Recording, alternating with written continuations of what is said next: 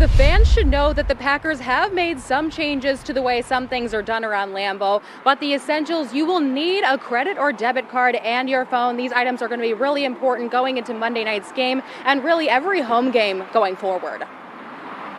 Before heading through the gates of Lambeau Field, Green Bay Packers officials are urging fans to be prepared.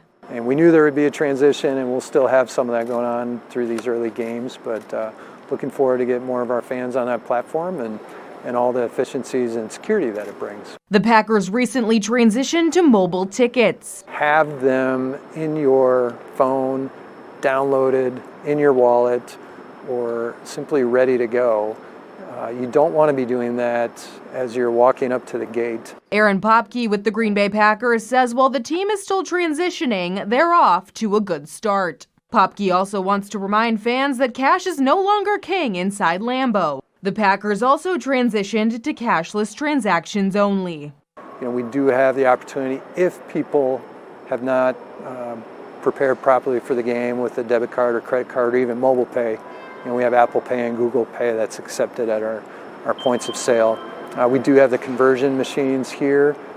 We have them in a few different areas, so it is an option, but certainly the most efficient, most convenient option is be prepared with your card or your other form of mobile payment for that cashless environment. That's not all. The Packers are also encouraging fans to head into Lambeau early. We are going to communicate around Lambeau Field an hour before the game.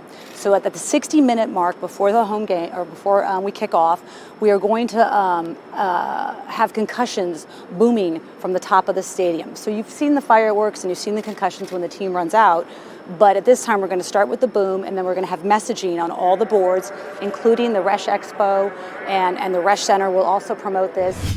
Fans will be able to find 7 new food items, all in different sections of the stadium. There's a sneak peek. They include the tailgater pierogi, which is stuffed with a brat, potato and cheese pierogi, feta French fries, and a gyro.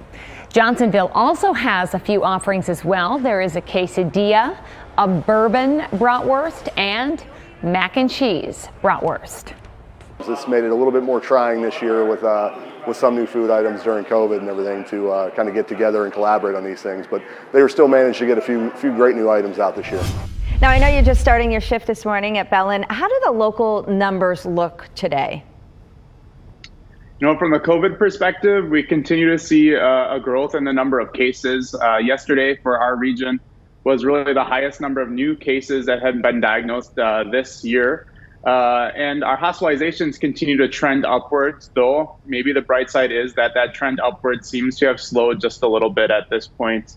And all of this is on top of already busy hospitals and emergency departments across our region and across our entire states. We're experiencing record volumes of patients that are coming in our doors. I read a lot of the comments on stories, and I hear that some people think that all of our challenges right now are related to staffing shortages, but July, August, September typically are our quiet months of the year, and we are currently experiencing record volumes right now. So it's a really challenging time for all of us, and of course we just appreciate people who are a little extra patient as we try to continue to run people through the system and get them taken care of. You brought it up that several hospitals have said they're nearing capacity. How is Bellin doing? Are there beds available? We're really busy here. We don't have as many beds available as we'd like to. It's sort of like a hotel sometimes where you need to have some beds available for people to check into because not everyone checks out of their hotel room early in the morning. You need to have some available so you can have that in and out and that flux happening. And we are a bit crunched right now to have that happen smoothly. Is it all COVID patients? No, it's certainly not all COVID patients. What is certain, though, is that the COVID patients on top of our additional volumes are what really is putting a stress on our systems across our state. And that's really our challenge. It's busy all the way around, but when you add an extra 10 or 15% of patients who are infected with COVID-19, which again is rare for a fall, makes it really challenging. For those who are infected with COVID-19, what percentage would you say are vaccinated compared to those who are unvaccinated? That's a great question. We've seen data from hospitals across the state that typically our unvaccinated population represents between 75 and 85% or so of patients in the hospital. And it's typically 90% to all of the patients who end up in the intensive care unit right now. Of those patients, what percentage are getting COVID for the first time? It's relatively infrequent that we see patients get coronavirus twice in a row. With this Delta variant, that seems to be a little bit more common. We also have a Mu variant that is of interest right now that seems to be creeping around a little bit in all 50 states, which seems to be able to evade the immune system's memory a little bit more than other variants which we have seen. But so far, previous infection seems to be a relatively good protecting factor against future COVID infection, but it's not perfect. I apologize if you already answered this, but how many breakthrough cases are you seeing?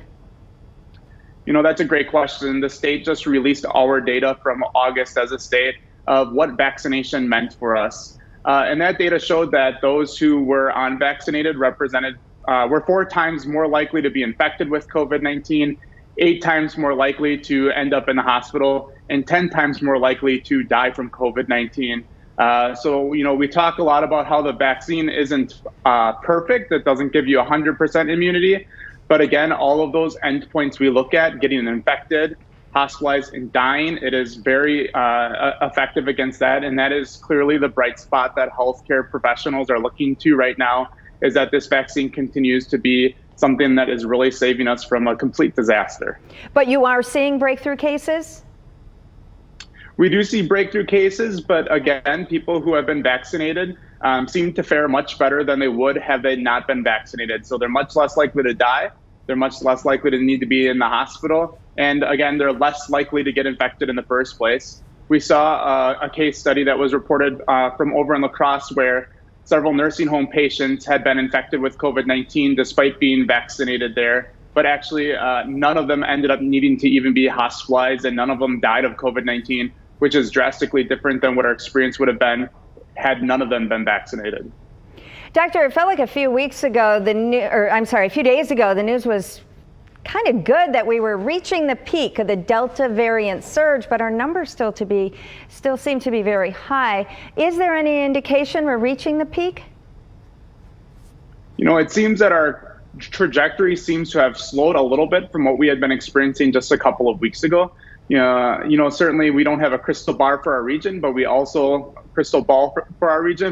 we also look to other parts of the country that seem to be a couple weeks ahead of us, and they seem to be slowing down and having a little bit of improvement in their numbers. And, we're optimistic and hoping that we are on that trajectory as well. Yeah, let's hope that's the case. The Greenbay School District has about 1,600 students in quarantine. Do you expect that number to rise? It's hard to know exactly what things look like for the district, but, we continue to see growth in the number of cases. And I think as we see the growth in cases, districts that are doing a great job at contact tracing their students and trying to really protect their staff and their families and their students' families, that we're probably going to see a continued growth in that number of people or students who are quarantined. And in Green Bay, masks are required. So what else can students and staff do to protect themselves? Certainly there's some people out there who are not vaccinated at this point. We do expect in the coming months probably that students 5 to 11 years old will be eligible to vaccination. And we think that that's going to be a really important milestone for us yet again. That's going to, again, help us tamper down this variant that we're experiencing right now.